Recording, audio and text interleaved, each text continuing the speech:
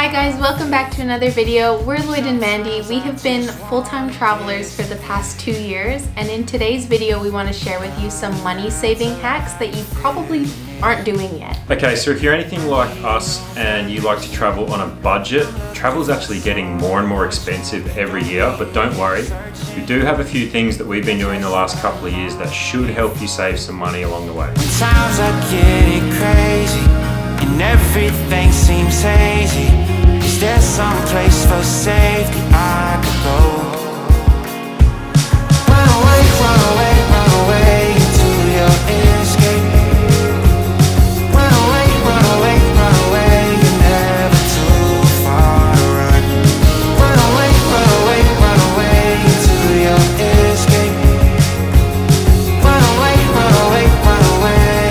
Run away, run away, run away.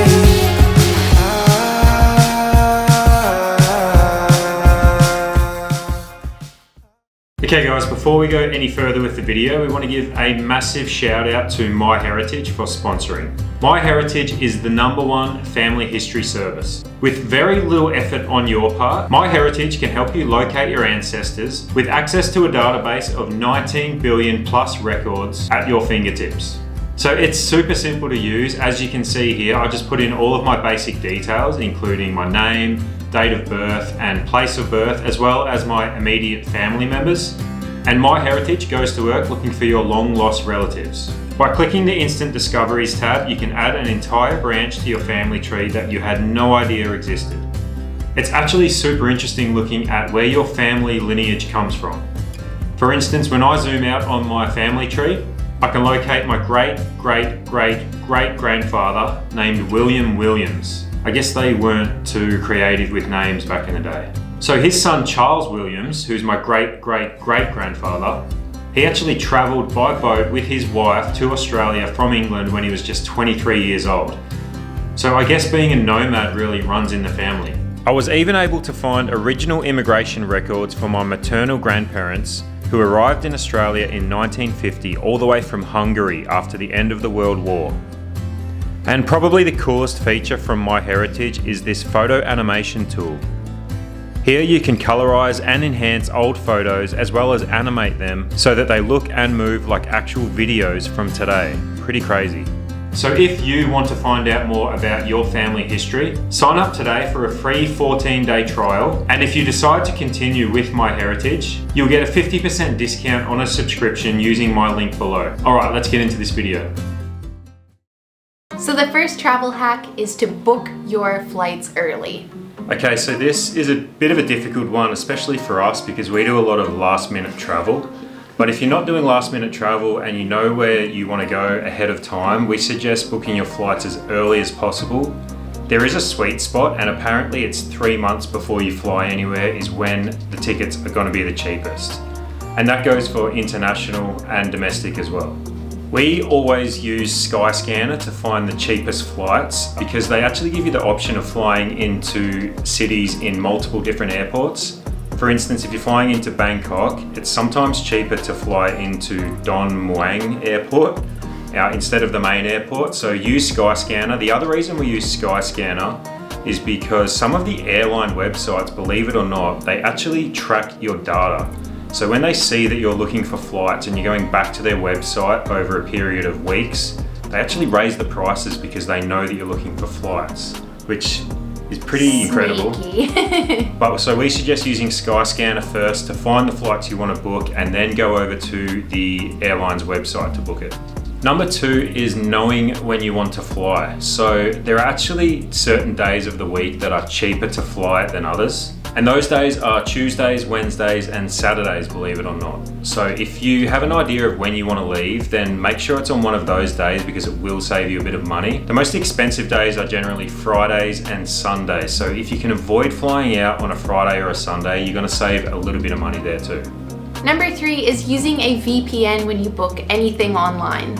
So when you're looking for flights, the websites actually take into account what country you're in and they will change the prices depending on where you are, which it kind of sounds a little bit unfair, but I guess it does kind of make sense because there are countries that are a bit more better off than others. And they sell airline tickets to their residents at a little bit of a cheaper cost than people from other countries. So we actually use Surfshark VPN all the time anyway, because it's completely safe. But we recommend definitely use a VPN while you're looking for flights, and then change the country to maybe a cheaper country like a Southeast Asian country or somewhere in Europe that might be a little bit cheaper than where you're from. You're gonna save a little bit of money there.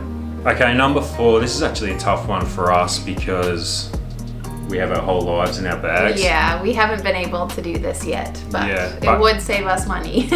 If you can bring carry-on instead of checked luggage, you're gonna save a ton of money. And that's because most airlines these days, they charge a ridiculous amount for baggage. So we'll often find cheap flights for like $100, international flights, but then when you get finished booking it and you add the baggage, it's like an extra $50 to $100 just for one bag each.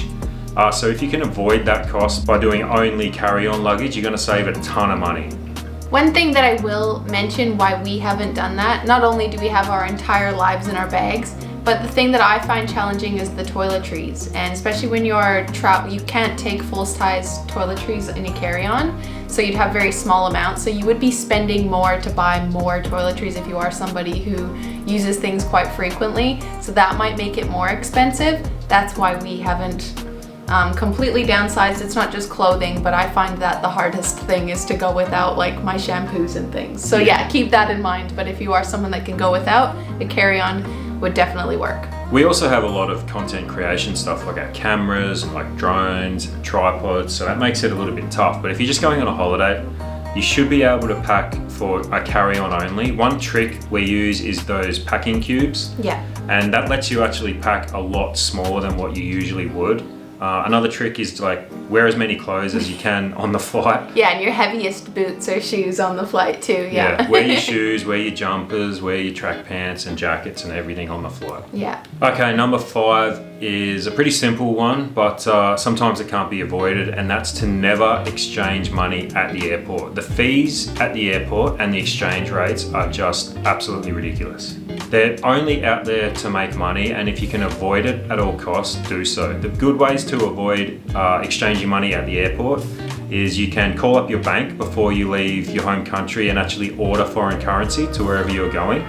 And that way, when you land, you already have the currency that you need. Another way is to use travel money cards, so you can withdraw money from ATMs. You're still going to get a little bit of a transaction fee and a foreign exchange fee, but it's going to be way less than using any of the foreign exchange places.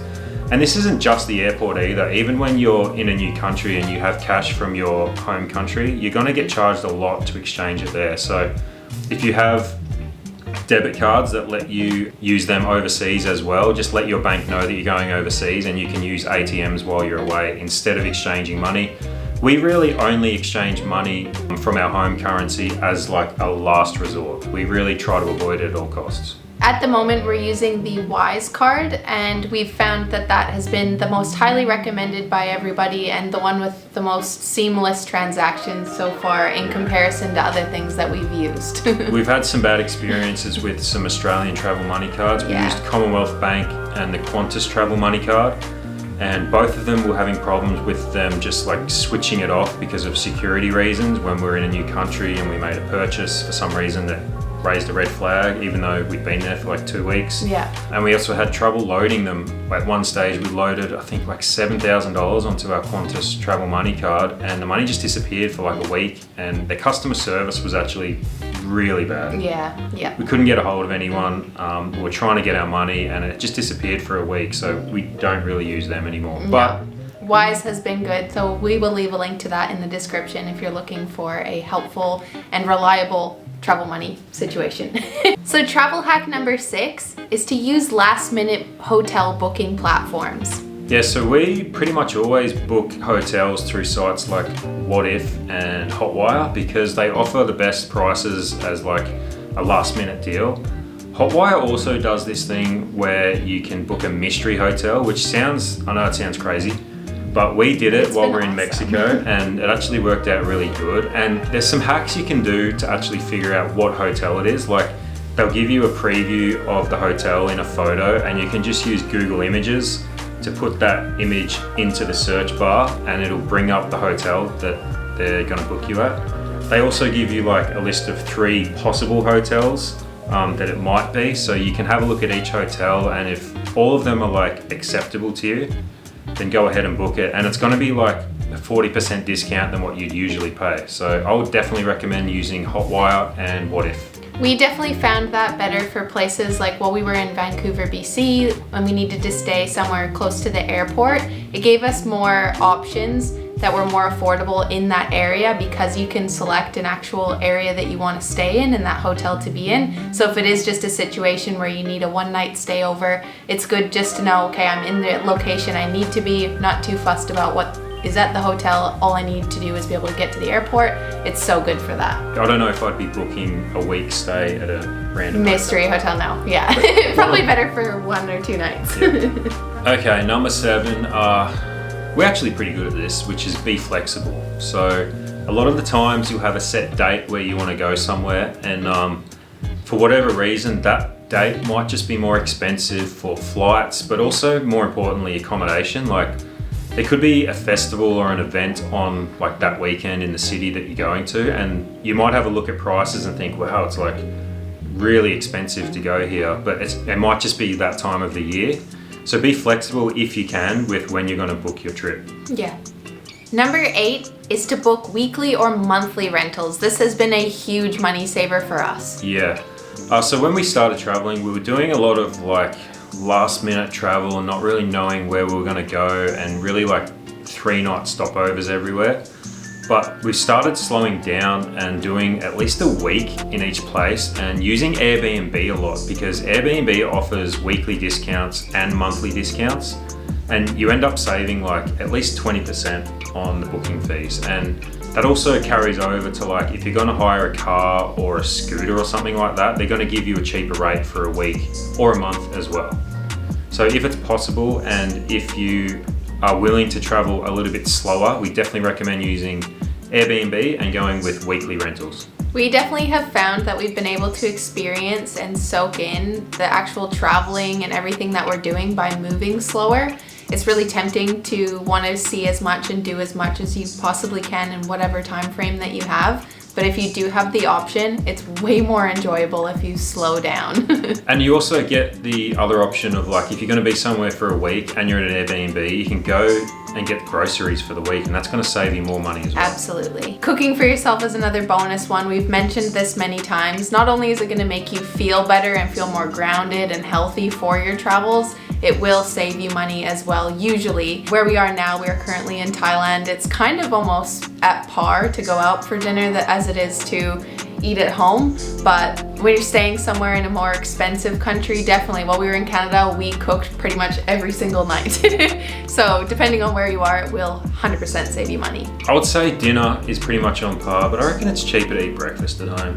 Breakfast seems to be expensive everywhere. Yeah, I agree. Yeah, just having something simple in your Airbnb, even just toast and eggs, something really cheap like that saves you so much money. Yeah, because it ends up being about $20, always $15 for a whole meal, whatever it ends up being.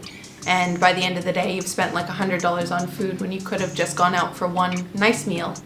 Also on that, if you want to intermittent fast, skip breakfast, that saves you a bit of money as well. Yeah, we started to do that and we got healthier out of it too. So yeah, it goes hand in hand. Okay, this is the last tip, and the one we're probably the worst at, but we are getting better, and that's creating a daily budget. So what we do is when we're going to be somewhere for a month, we'll figure out what our budget is for that whole month, and then just divide that into like 30 days.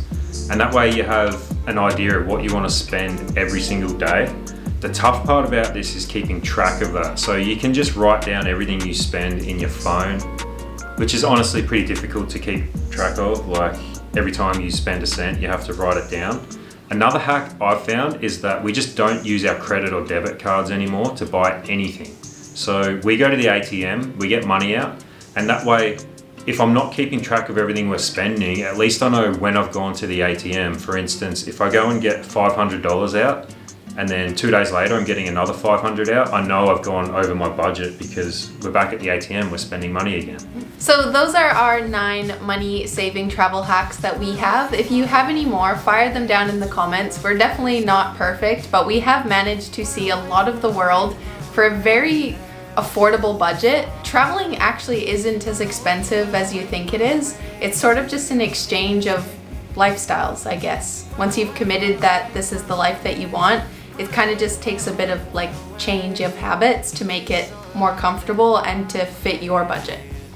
Travel can be very expensive, but yeah, it doesn't have to be. No. We're the example of that. We don't really do many expensive things, and we're always trying to save money so that we can get more experiences out of our travel. Yeah, it was just that we didn't want to wait. We wanted to experience the world now. So being able to start with whatever money we had that second when we decided to take on full-time traveling and just make it work, I think anyone with any budget is able to travel if you're disciplined enough. Hope this video provided some help to you guys.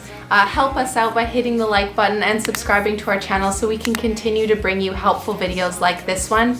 And as always, we will see you in the next one. Bye.